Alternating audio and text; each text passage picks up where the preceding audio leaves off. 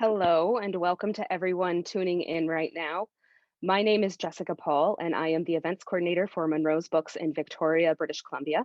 It is my great pleasure to present tonight's event featuring Liv Albert and her beautiful new book, Greek Mythology, The Gods, Goddesses, and Heroes Handbook, with the help of her publisher, Simon & Schuster Canada. Usually we would actually host an event like this in the bookstore, but alas, COVID has forced us to be creative in how to promote and celebrate new books when we can't do so together in person. But it turns out a virtual event for Liv is actually ideal since so many of you watching are fans of her podcast, Let's Talk About Myths Baby, and of course don't live here in Victoria where the bookstore is. Tonight, of course, Liv will be reading from and talking about her book and how it all came together. There will be a Q&A at the end of the evening, so if you do have a question for Liv that you want to ask, please submit it via either the Zoom chat or Q&A box, which you should be able to access by clicking on Q&A or chat at the bottom of your screen. I will post a link to Liv's book shortly in the chat, which will direct you to our website, munrobooks.com, where you can actually purchase it. We do have signed copies in stock, which I know is a huge bonus for a lot of you fans. And I know Liv is also happy to personalize copies if you'd like that as well. We are located in Victoria, British Columbia, Canada, but we ship all over the world, so don't let that stop you from buying the book. Now to introduce you to Liv Albert has a degree in classical civilizations and English literature from Concordia University in Montreal. She is a self-described giant nerd for a great many things, including Harry Potter, Tolkien, Marvel movies, though most important would be her keen interest in all things Greek and Roman mythology. She is, of course, the creator, host, and producer of the extremely popular and fantastic podcast, Let's Talk About Myths Baby, where she brings her modern perspective and her education in classical civilizations together to explore Greek and Roman myths from a casual, humorous perspective. And now I welcome Liv Albert.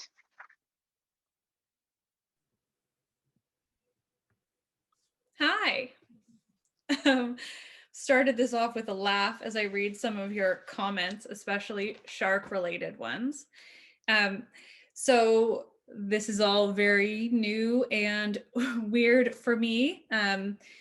You all know that. You've all listened to my podcast. I assume if you are here and you haven't listened to my podcast, that's kind of extra cool because how'd you find out? Great questions. So today I'm starting with a reading from the book.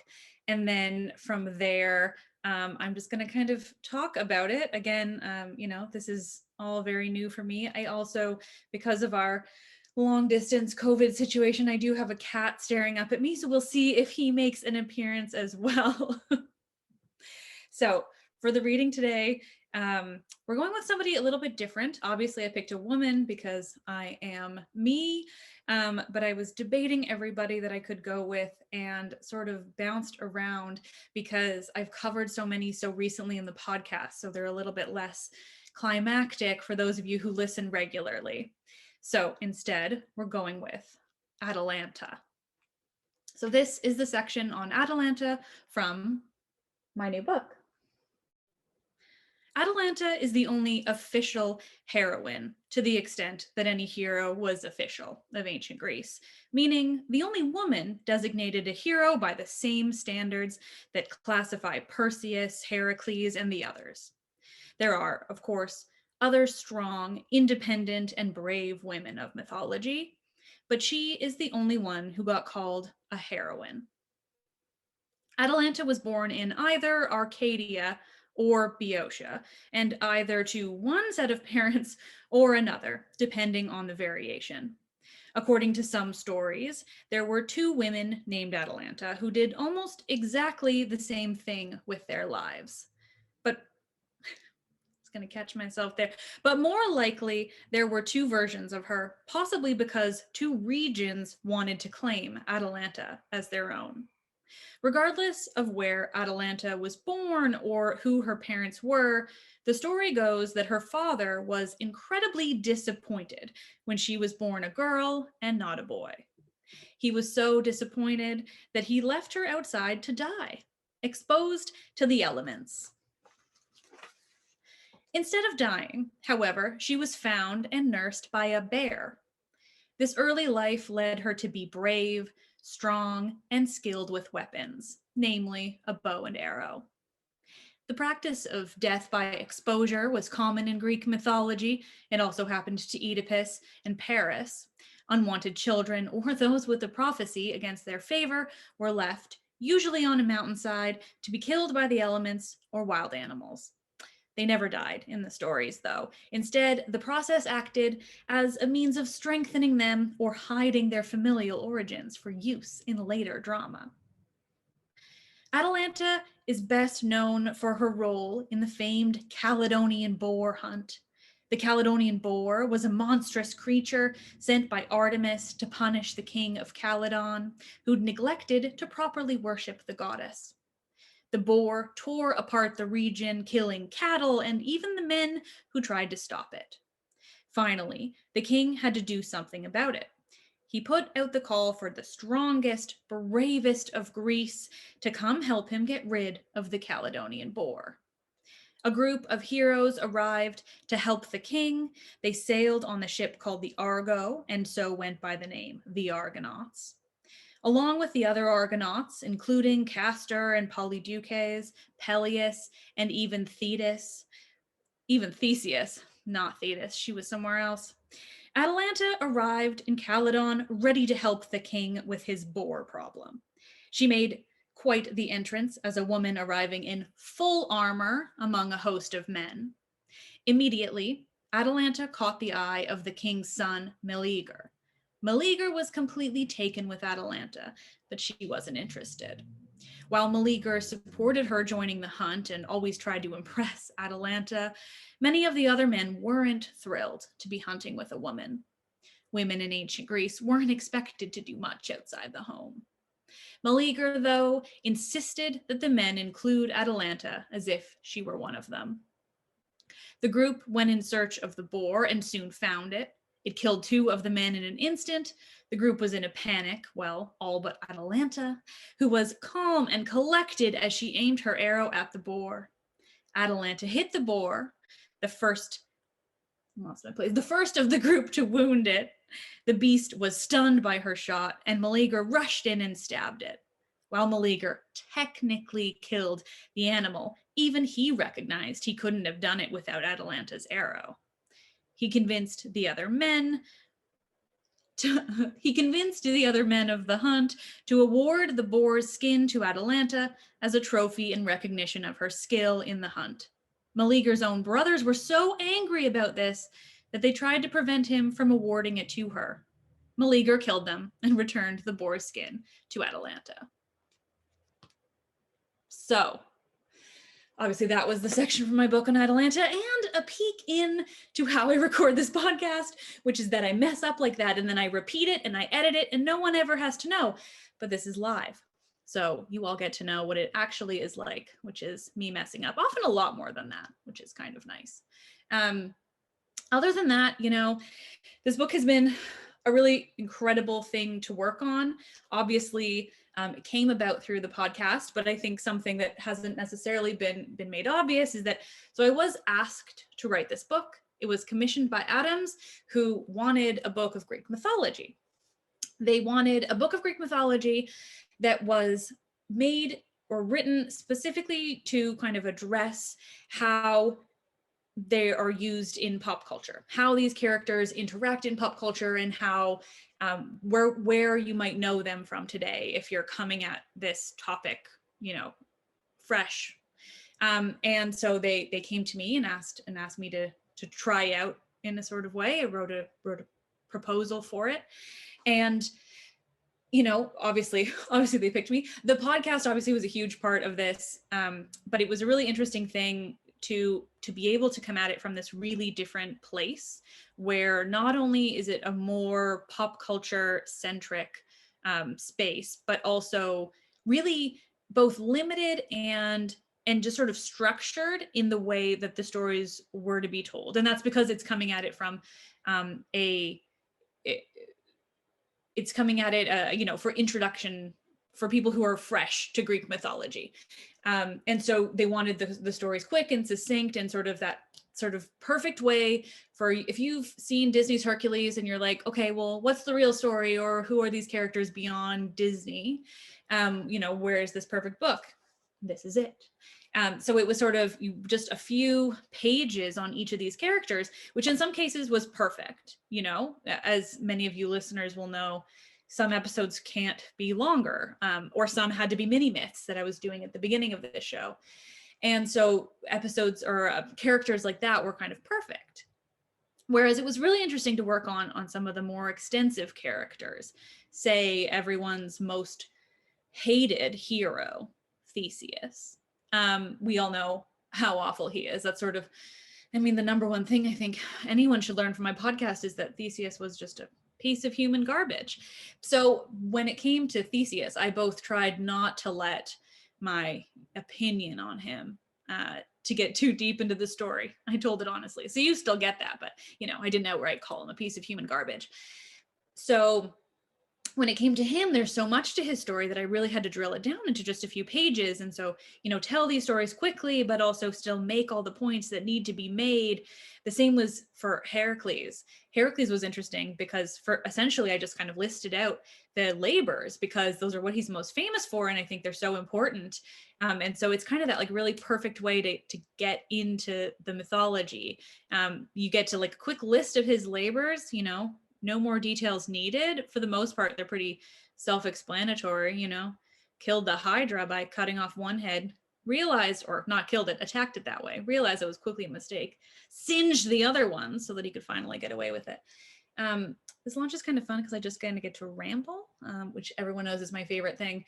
So, it was really interesting to come at it in that way where I was quite limited, whereas in the podcast, I can go for 4 or 5 episodes on Theseus and not even be finished telling his whole story.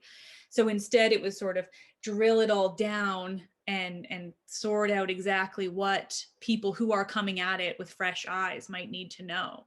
I also was really thrilled to be able to tell the stories of some of the women of Greek mythology in a more sort of blunt way, I guess, in a more sort of Liv kind of way, for lack of a better term, to talk about the victims of Zeus for what they are.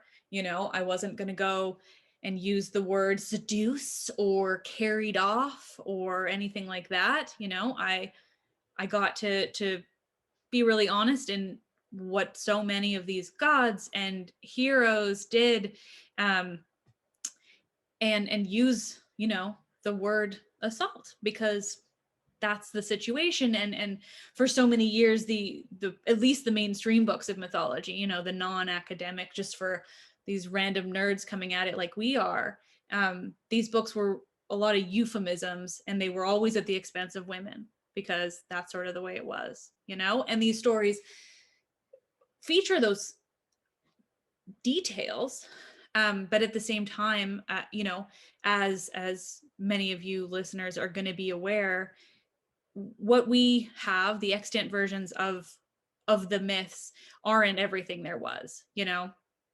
There's so much we don't know. There's so much we don't have because of the way these things worked, because the people who wrote them down were most often men, or at the very least, the men's versions are the ones that survived. They're the ones that got copied down enough times that we have them today, or the ones that got preserved because somebody decided they were worth it. Because the thing about everything from these ancient cultures, not just Greece, but everything that long ago, is that for it to survive, there's a reason. Somebody decided it should survive. And when everyone making the decision is a dude, there's certain things that survive when, that doesn't mean it's the truth. That doesn't mean it's the whole story, but that's why we have it.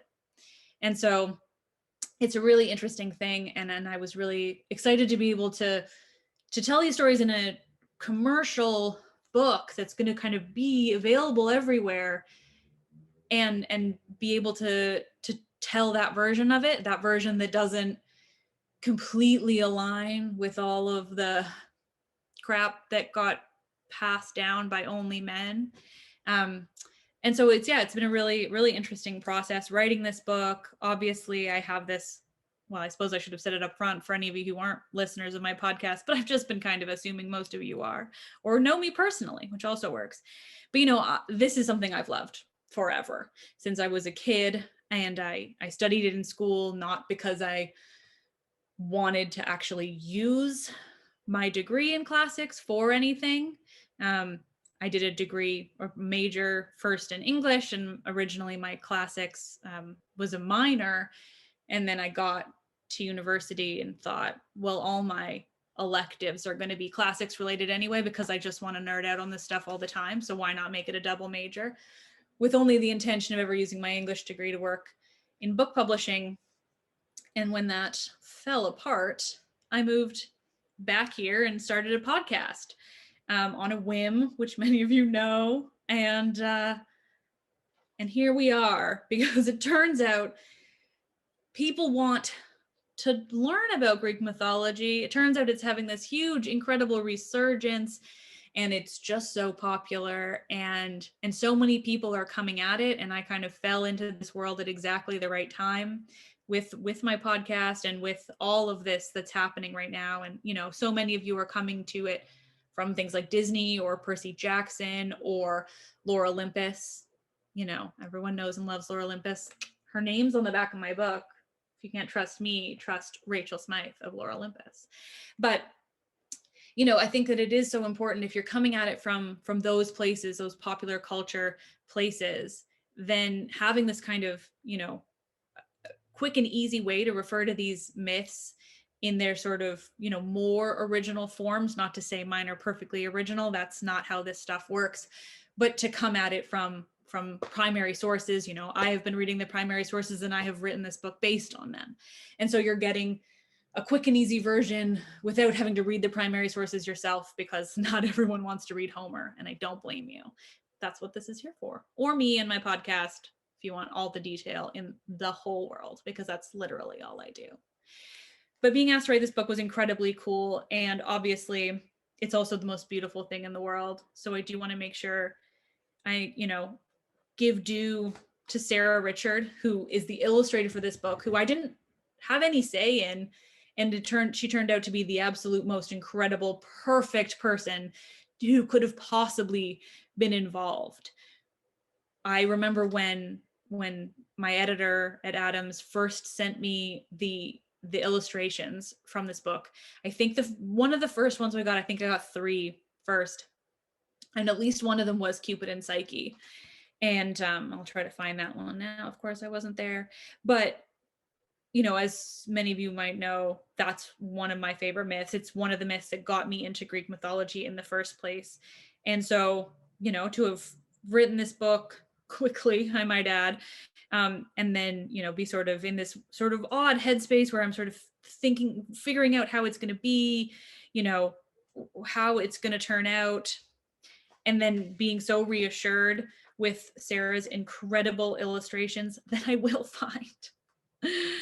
It was just an incredible thing to look at them and just think like, well, I couldn't have decided on one better myself. It was 2 pages away from where I was, of course. So this is Cupid and Psyche. And I just think, her work is so stylized. It's so unique and weird and sort of creepy in this really fun way that I think is just really perfect. And I couldn't have, like I said, picked anyone better. And so it was so reassuring to know that was who the publisher had gone with, because I just immediately thought, okay, you know what, they're putting a lot behind this book and they're putting a lot of thought into it, and they really understand, I think, what it needs to be and what would make it the best and most successful piece, not just commercially, but also as sort of an introduction to mythology in the time we're in now, in 2021 versus all the old ones that everyone's still reading. And there's nothing wrong with reading Edith Hamilton's book. It's great. But I think, her illustrations are gorgeous. But to come at it in 2021 with this really modern take where, we're using the real terms for what went down in the Greek mythology, to have illustrations like this one of Apollo and Daphne, try to fully get it in there, but it's so hard. But, Daphne transforming into this tree is just unbelievable. And so, I could go on and on about it forever. But what else to say about this book? We will get to questions at the end, but I'm supposed to talk some more. So, I mean, the mythology, I think it's such a fascinating thing in general. My favorite thing about it, and something that became much more difficult when it came to writing this book, is all the different versions. Like I was saying, with what has survived versus what has not survived. That's sort of its problem in itself. But then if you actually look at what has survived, they're often really contradictory. And I think a lot of people don't understand that, or don't necessarily understand the background of it. I get a lot of questions from people about like right and wrong versions. I heard this version there, but that seems wrong. Somebody else is saying this. And the thing is that there really isn't, I mean, there are to an extent right and wrong versions. There's certainly, you could say some things that would just be straight up wrong. But for the most part, it's just that these things were not even just written down over, hundreds of years, but they started out as an oral tradition. So, to get into a slight bit of history of ancient Greece and how they got their mythology, we're talking in the 8th, 9th century BCE. So, going on 3,000 years ago, people were telling each other stories. That's how we have the Iliad and the Odyssey. I'm just gonna have to adjust myself constantly. We have the Iliad and the Odyssey. And though they were telling each other these stories, bards would go around and repeat these stories to everyone, around a fire, and you're getting told the story of the Iliad. But that's changing because it's just one person telling a story to others, and then maybe somebody else hears it and they start talking about it and something changes. Or, if you're in Mycenae, you're going to focus the story more on Mycenae. But if you travel up, or over to Crete, to Knossos, another Bronze Age area, we're talking that kind of time frame. Maybe they're going to want it to be a bit more about Crete. And so they're going to adapt these stories. And that doesn't necessarily compute completely with Homer, as far as we know, but also we know even less about him. But the point is that, so even when these stories were written down into words and attributed to a guy named Homer, who may or may not have existed, these stories had been told back and forth so many times, but also that we're talking like 8th century BC. But then someone comes in 5th century BC, 6th century, and they're talking about something, and they're using the same characters, but they're telling a slightly different story. And that doesn't make it, it's not wrong. It's just these things have changed, or more often than not, it's that regions wanted their stories. So for the case of Atalanta, she's a fascinating one because like I said in the reading, she's either from Arcadia or she's from Boeotia. These are from two different, like pretty far away places in Greece. One's on the mainland, one's on the peninsula. And we have these stories, these two Atalantas, these two different parents, but basically the same story. Both of these Atalantas fought the Caledonian Boar. So really it was probably one Atalanta, and Thebes and Boeotia wanted, or not necessarily Thebes, just Boeotia. I just like to name drop Thebes. Boeotia wanted her for their own because she was this incredible woman who fought the Caledonian Boar. So they made an Atalanta. They started saying she was from Boeotia, and that carried down. Somebody wrote that down at some point. But Arcadia wanted the same thing. And so we have these two Atalantas. We don't know for sure. Maybe there were two Atalantas. Seems unlikely to me, but that's my opinion. But that's the fascinating thing about Greek mythology. And then you count, all of that. And then the plays were in the 4th century, 5th century. I'm not a historian, but then the plays come along and they're even later. And then the plays are making up mythology, but they're making them up because they're telling a story. They're putting on a play like Shakespeare style. And so they're going to have their own things to say. And so they'll change things, and they're not necessarily changing the mythology. They're just changing the story, like a movie adaptation, but it's all we have. There's a lot of things where the only source we have is, a playwright. And even then we only have 3 playwrights. They had so many, and we only have full plays from 3 of them. Anyway, clearly I could go on about this forever. It's just, it's the most fascinating thing in the world, obviously. That's why I wrote a book about it and why I talk about it on a podcast twice a week. But I think that that's so important when you're looking at these myths, and then when you're writing a book about them too, you don't want to get too into the weeds with that, but at the same time you want to make it clear. So, I try to do that in the introduction, lay out exactly the situation when it comes to these things and sort of what makes them so interesting, but also so kind of confusing and difficult to understand.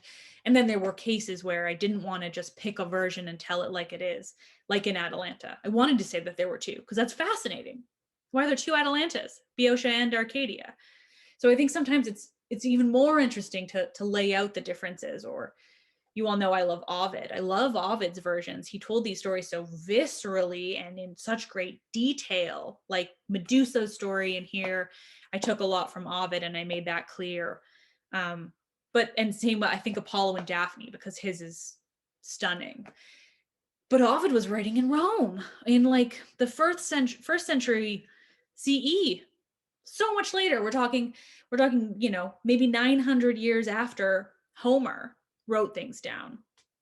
And so what changed? 900 years. Think about that in terms of us. Like Shakespeare wasn't even 900 years ago. So it's so fascinating. And I think so often the Romans get kind of conflated with the Greeks, Greek and Roman, and they overlapped a bunch, but not necessarily in those ways. Or like Ovid, who we know mostly, from his stories of Greek mythology. In essence, he turned it into Roman, but it was in essence Greek mythology. And he was 900 years after Homer, maybe 800 years after Hesiod, who we also have. And we have the Homeric hymns. Those are like some of the oldest extant sources on Greek mythology. What can happen in that amount of time, and what are his motivations too? He had a whole political thing I won't get into, but it's just such a fascinating thing to get into those details on it, and things like that. So I mean, frankly, I could go on forever. I never know how much people actually care about the history of it, but it's just so fascinating. But I really think, I hope you all have bought it. If you haven't, please buy it from Munro's. Like Jessica was saying, they're signed. They're local to Victoria. I live close by, so I will just pop right in and personalize them if you want. I did that the other day. Someone asked me to rate gods, and I did. So, get some special stuff out of me, making some promises right now. But I do think, it's a fascinating thing, and I think these stories are so important, and especially told in sort of this specific way. Not to hype on myself too much, but I think to finish off my talk, because we'll get to the Q&A soon. Everyone knows how much I love Medusa. If you know me at all, it's kind of my thing. This is Medusa. I wear her around my neck every single day. This one's Pegasus. That's her child. Good stuff. Anyway, but I think Medusa's a fascinating one, and she's one where there's this very weird need for people to have, that people have online, at least, if not probably in person too, to make her a monster who was just like out to be evil. And I don't stand by that.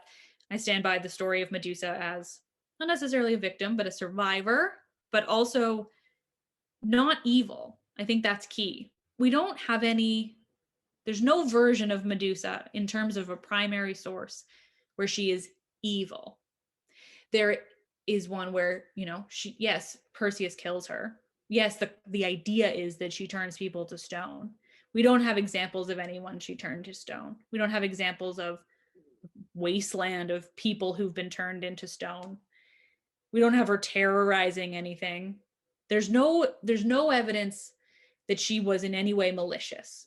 She lived at the end of the earth, so she clearly situated herself as far away from people as possible. She just existed as a potentially monstrous woman who had snakes for hair, and she was a survivor of Poseidon. He's a mess. Whole other situation. And, whether you want to subscribe to the Ovid version or not, she had an encounter with Poseidon that I stand by was not consensual. And that makes her a symbol of surviving and being a woman as a survivor. And I think it's really important. And I want to show you Sarah's illustration for Medusa, because I think So to me, for one, it's gorgeous. Like, look at it. It's just so stylized and cool. But if you have this book, take a look at it. Because what I love so much about it is, to me, she looks like she has just transformed into this character, this like she's just shifted herself into this screeching, defensive creature at Perseus. It's a defense mechanism. So this is something that I've sort of developed in my mind just from Sarah's illustration, this idea that, yes, I've always known she was defending herself. I talk about that a lot. But that the worst of her monstrosity, all those things that are, you know, depicted of her, or the Gorgon face, which is monstrous, that's from Greek mythology, it's something else, you know, that was her defense mechanism. And that maybe when she wasn't threatened, she didn't look so monstrous. I don't know if she was human or what. She was born of sea monsters, let's be honest. But at the same time, I really like this idea that she was transformative in her defense, that she became, yes, someone says page 153, thank you. That's smart page numbers. What a concept. But I think, yeah, I think that is such a sort of extra interesting thing about her. This idea that she, yes, she was defending herself, but that also she became this monstrous thing in order to defend herself. And I think that's very powerful, and I love her dearly. And I think, yeah, I think the illustration just really, really showed that off. I don't know if we can start the Q&A right away, or whether I need an okay from anyone jumping in, but I want to. I'm going to kind of wait and see if Jessica or Mackenzie are jumping in at all. Yes. Hi. Sorry, I was keeping track of questions and I had to go print them quickly. No, that's fine. And I threw it at you that I wanted to start. Sorry about that. Sorry, everybody. No, there have been some really fantastic questions coming in, and I'm sorry, we probably won't be able to cover all of them, but there's quite a bit of overlap on some. I mean, one of the main questions that everybody seems to have is, how did you decide on which myths, which heroes, which goddesses, gods, everything to include in the book? Like, because there's so many, and how do you possibly narrow it down? Well, what a great question, and one that I had thought I was going to talk about in my talk, but then when I sat down to actually talk, I just kind of rambled about other things that came to my mind. So I'm glad everyone has asked that. And it is a really interesting thing. So obviously, you know, because this was meant to be an introduction to Greek mythology, it did need to have all of the usual, you know, characters, the gods and the heroes and whatnot. Definitely all the Olympians, which I would have done anyway, but that was also, you know, a requirement. And so I did want to tell the stories of the heroes for the most part. I didn't tell the story of Bellerophon, and I regret that one, but I had a limit of how many I could tell, and so we kind of fell into that. But I also wanted to make sure that I covered as many stories of women as possible, because they so often get left behind in books of Greek mythology. And so I wanted to make sure that Atalanta was in with the heroes, and things like that, and that, you know, Circe got a whole section. Everyone loves Circe, and Medusa and Medea. And Medea has her own section. It's not with Jason. I took up a whole extra person to not line her up with Jason, which I think is so important, and I'm actually excited for that. So, you know, I think it was sort of the standard characters, but then there was little decisions there where I wanted to highlight the women. So, you know, sacrificing maybe somebody like Bellerophon in order to tell the story of Medea. I wish I could have sacrificed Theseus, but unfortunately he's too popular. He's too important, even if I hate him. On that note, would you ever consider doing another book what does just feature just the women themselves? Well, so first I will say there is a book of that, which I wish that I had put in the further reading section, but I didn't discover it until after I'd written that. So I'll hype it now. But the book is Heroines of Olympus. I know it's available at Munro's because I bought it there and I saw they replaced it. Heroines of Olympus by Ellie Mackin Roberts, who was on my show last week actually, and had a fascinating episode about Persephone with me, but she wrote a book that is essentially the women of Greek mythology. Yeah. And I think, yeah, so it's there and it's great. But for me, what I want to do is write a book that is the podcast in a book. Yeah, that was one of the questions. Yeah. People are So very that's interested in my that. goal. Yeah, that's my goal. This is sort of a thrilling start to a career in doing this as well. Kind of a perfect foot in the door. But yes, ideally I want to write a book that's based on the podcast. In that way it would go, into intense detail like I do, but also be even more feminist and even more, strong-willed in the way that I am on the show. So yeah, that's definitely a goal. Speaking of that, and I think that's one of certainly my favorite, and it seems like from the chat, everybody's favorite part of the podcast. Now, obviously, some of your language is not always appropriate for a younger audience, and someone did ask, because I haven't had a chance to read through the whole book, is the book appropriate for, say, an 11 or 7-year-old? So I get this question a lot too, and my number one answer is I do not interact with children. So I can't tell you how much I don't really know. I don't have any kids in my life at all. But my main answer would be kind of like, that's up to the parents, because essentially, like, I use the word assault. I am very honest, but at the same time, it's not graphic. I've got a good anecdote that just came in, and that a friend of mine sent me a video of him reading the section on Zeus to his kid, who's, I don't know how old, 5, maybe, young. And I immediately saw it and I was like, oh, this is going to be interesting. So I was like, I got to see what you did here. And so he tried to kind of, I could hear him trying to like come up with words while he's reading it to like offset that I use the word seduce and assault and, so I would say, I think maybe if you're nearing 11 and you want to talk to your 11-year-old about some topics, then I think that could be appropriate, but that's on. Yeah, that it's not. It's definitely a decision for the parent to make. It was not written with kids in mind at all. Okay. I mean, that's not surprising given the content on the podcast and those of us who know that. Now, obviously, you did have to limit who was included. Is there one particular character who you just are choked that you weren't able to include in the book and wished you could go back? Yeah, I would say it would be Bellerophon. I'm sure there's a lot of women that I would love to tell the stories of, absolutely. Like, even just more detail into some of the women in plays. I would love, the reason I want to do one based on my podcast is I would love to tell the stories of plays. I didn't really get into any in here because it's just too much. There's so many Greek tragedies that cover fascinating women, but they're tough to tell, especially when I was limited in terms of my word count. But Bellerophon is fun, and I think Bellerophon is so often left out, and so I kind of like actually feel bad for him that I left him out. Because this whole thing of like, everyone thinks Perseus rode Pegasus because of darn movies that just got it wrong.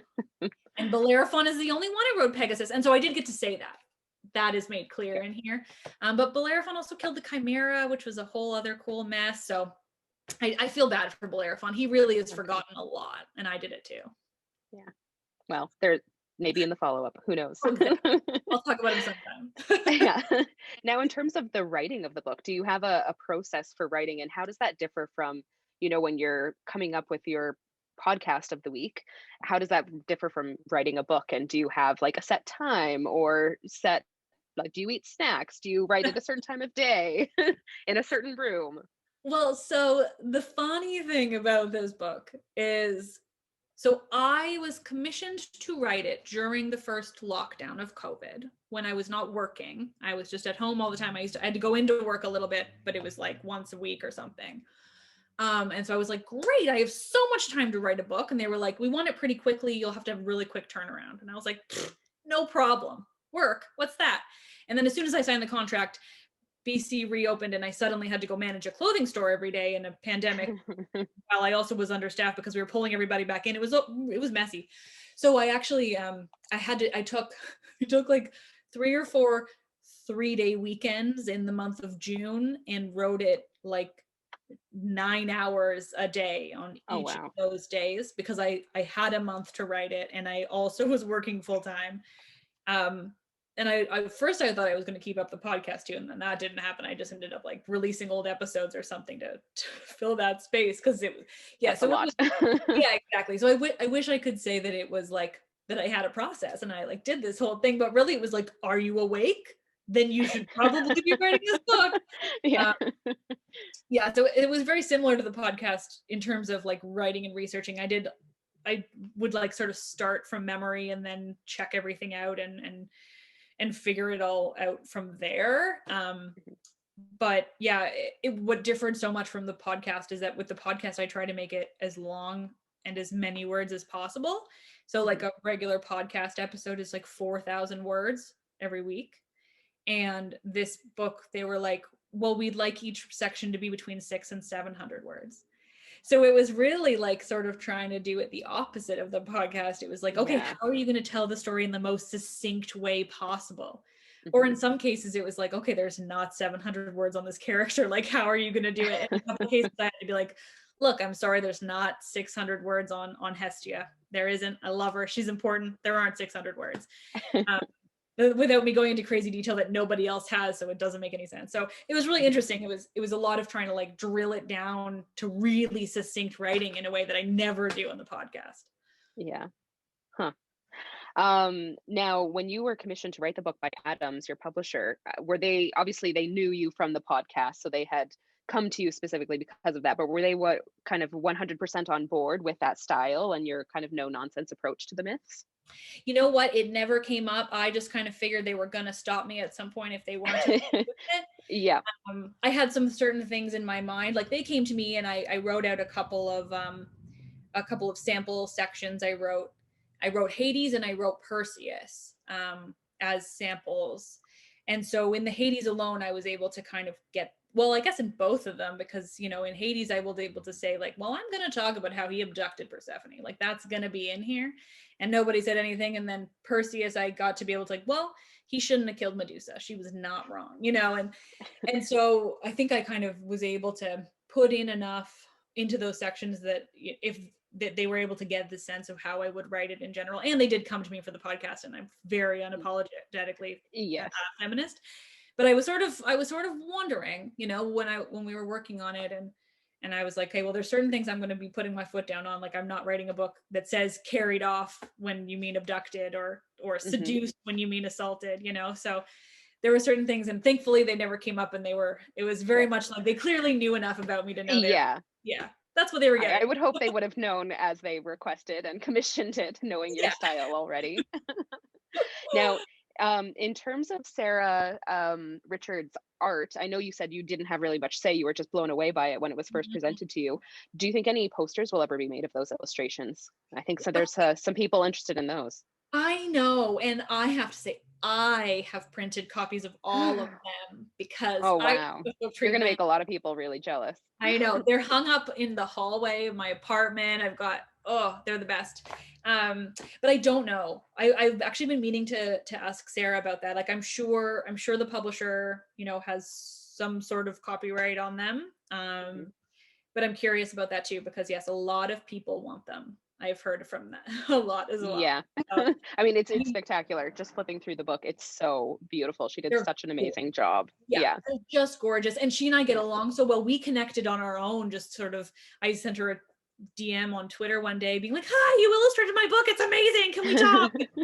And she was that like, your first interaction with her? Personally? Yeah, I literally sent her a DM just to be like, oh my God, I love it. And she was like equally kind of excited on her end. And then we just got along well. And she's been on my podcast now to talk about it and everything. So now we're just friends. But it's been an interesting thing, but I really couldn't have suggested anyone better. And we're just really similar as people and stuff too. It's really quite funny. But that's all to say, I think they should think about it, or I think if Sarah has control of that, she should definitely do it. Because I think they're gorgeous. Cool. Now, slightly unrelated, in my intro I had mentioned, and then I pulled this from your website, so you're a self-professed nerd for Marvel movies. Do you have a favorite Marvel movie? It's a tie between Sorry, I'm also just gonna like drink my prosecco. People, in the comments, I've noticed people are very much enjoying your prosecco / champagne. Glass too. It's your book launch. You just have to go for it. Enjoy. Right? Best bottles in there for later. I've got a Zoom with a bunch of friends, so we're gonna finish it off. Awesome. But yeah, I what am I saying now? We talked about prosecco. What was your question? Favorite Marvel movie? Thank you. Yeah. It's a tie between Thor Ragnarok for the comedy and the Taika Waititi of it all, and Black Panther for the just incredibly incredible movie. So good. Yeah. Agreed. And just from your own kind of love of Greek and Roman myths, do you have a favorite and least favorite hero? Theseus is the worst. Well, I guess we all could have guessed that. We knew that already. I shouldn't have even asked. Yeah, Theseus, but I also love to hate Theseus because he's so hateable. I've noticed recently that I'm pretty sure that like I've had a lot of authors now and guests, people doing their PhDs and scholars and professors, and I've had a lot of those people on my podcast now, and I'm like 90% sure that we have insulted Theseus in every single one. Like I think I've got everyone to talk about how bad Theseus was, which I'm really proud of. I got Natalie Haynes to do it. She kind of like even volunteered it herself, and that was a real thrill. But Theseus is the worst, but I love Cadmus. He is my favorite, kind of like Bellerophon. He's not one that's talked about a lot. He's the founder of Thebes, but he's also from Boeotia, from Phoenicia, which is like modern Lebanon.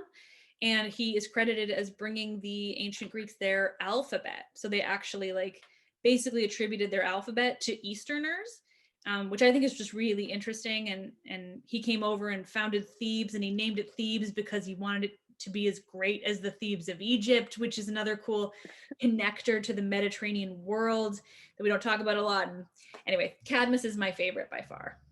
Okay. Now let's see. I'm going over some of the other questions that have come in.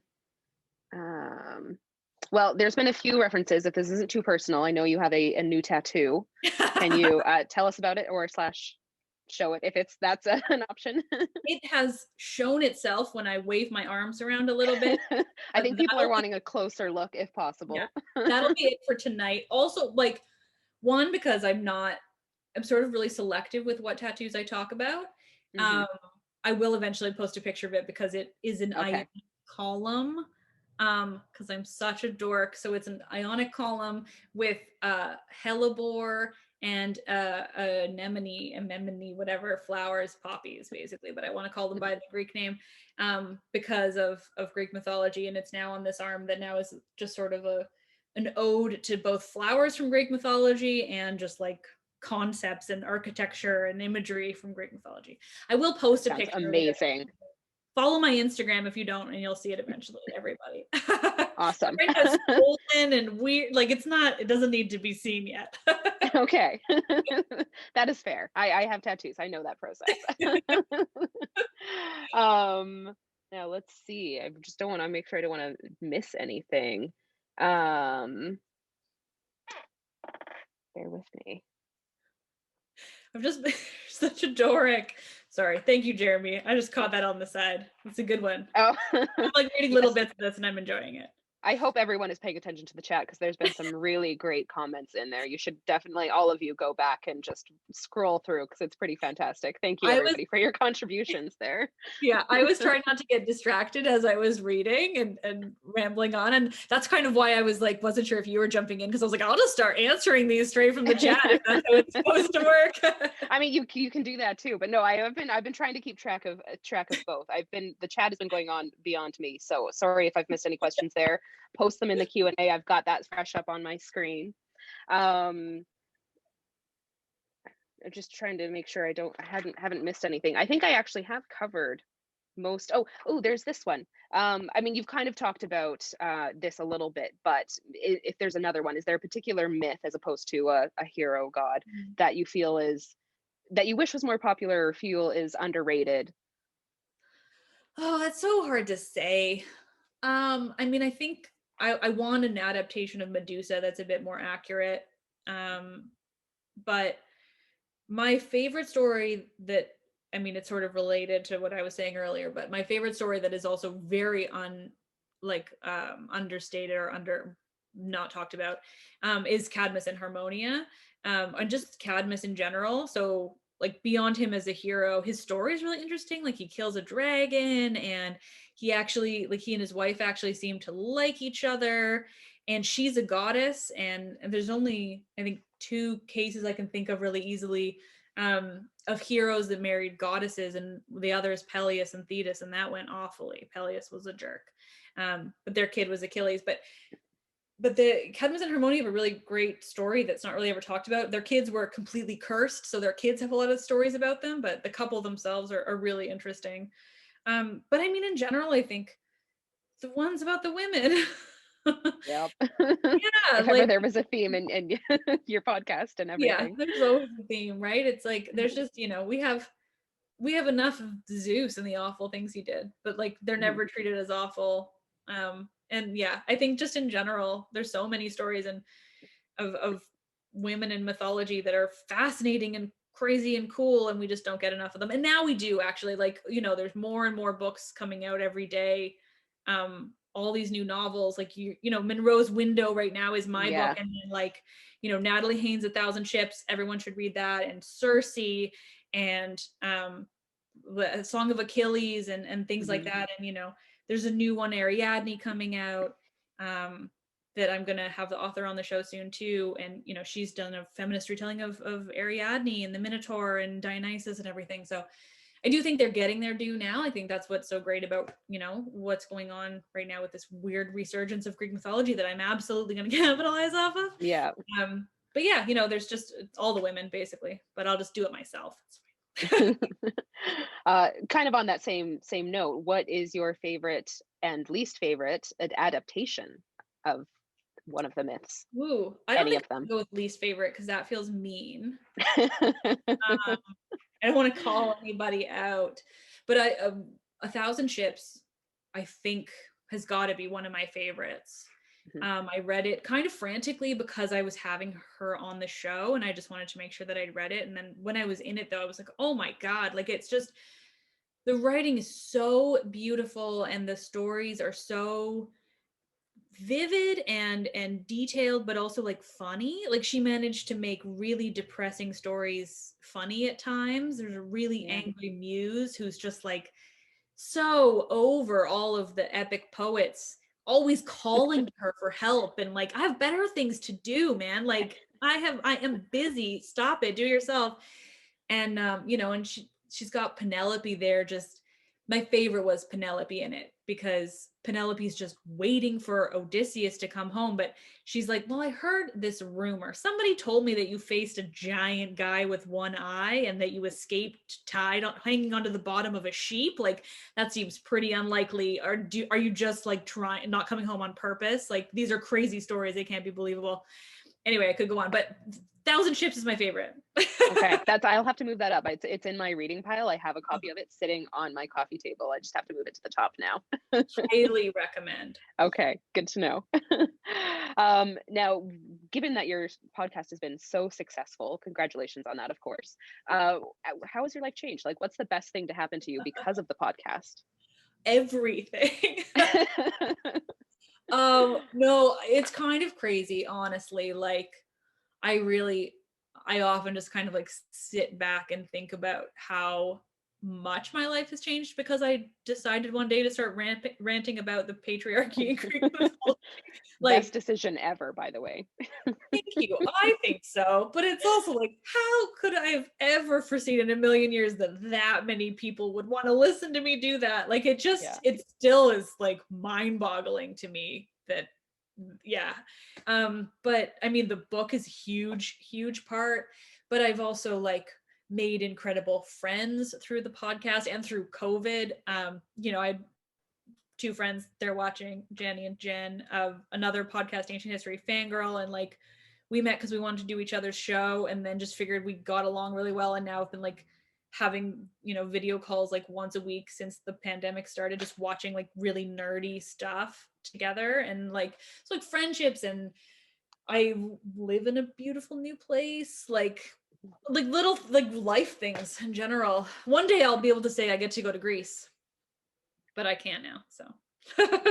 I mean, we can't travel right now anyway. That's No, I mean, the worst part of COVID. No travel. No, sorry, that made it way too lighthearted. No, I know. One of the problems. Yeah. No, but yeah, I mean, honestly, I just like, I'm so grateful to, I mean, everyone who's watching, who's a listener to my podcast. Like, it's truly like unbelievable how far it's come, and thank you to everyone who's listening all the time. Yeah.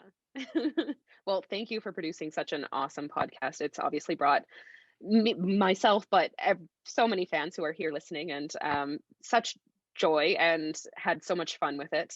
Unfortunately, I think we are getting close to the time where we have to wrap up. So maybe I'll just ask you one more question. There's a few here. Oh, this one's good. Do you have any favorite myths outside of Greek and Roman mythology that you haven't been able to talk about, or whether, I don't know whether that would be your focus is right there. That's fair. Yeah, no. I get asked a lot if I would like think about covering other myths, and I do eventually want to like dive into some Egyptian mythology, because I find it interesting. Well, and I have covered Gilgamesh, and I'd be interested in doing maybe some other Mesopotamian, but I don't feel the same way about it. Mm-hmm. I'd like to, but I just don't. Like, I have this like need to talk about Greek mythology in my bones. Yeah. And so, yeah, it's just all the time and always running through my head in one way or another. Cool.